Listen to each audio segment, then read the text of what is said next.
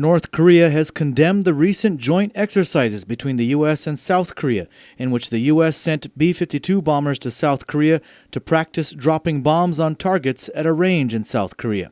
According to an article in Voice of America, the U.S. Forces Korea released a warning that they are, quote, battle-ready and trained to employ air power to deter aggression and defend Seoul against any attack.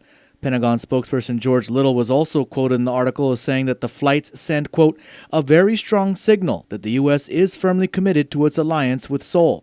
These U.S.-South Korea exercises were in response to earlier nuclear threats levied by the North Korean government against the U.S. Now, North Korea is in turn responding to these exercises. The North Korean state-run news agency known as KCNA quotes a North Korean command spokesman as saying, the United States is advised not to forget that our precision target tools have within their range the Andersen Air Force Base on Guam, where the B-52 takes off, as well as the Japanese mainland, where nuclear-powered submarines are deployed, and the Navy bases on Okinawa, end quote.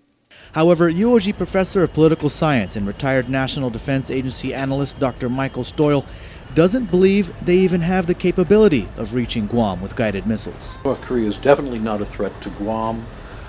At this time, they do not have missiles capable of accurately hitting an island that is 35 miles by 6 miles at a distance of 1,500 miles. Most of their missile tests so far have not been terribly successful. But what if North Korean missiles could reach the island of Guam? PNC has asked the Joint Region Marianas whether or not the U.S. has a missile defense system for Guam. Joint Region PAO Lieutenant Matt Knight has released a brief statement in response, writing, quote, the Department of Defense fully intends to defend the United States and its territories from any ballistic missile attack. The United States maintains a range of ballistic missile defense capabilities that could be deployed in Guam's defense in times of crisis, end quote.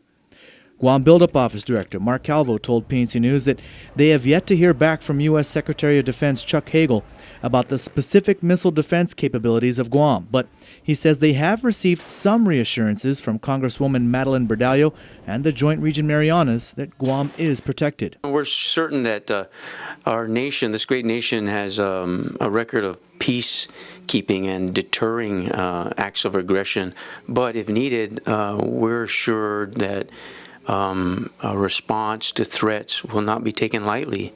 There's a lot of uncertainty, obviously, with the leadership there, and but we have some assurances that we're safe on Guam.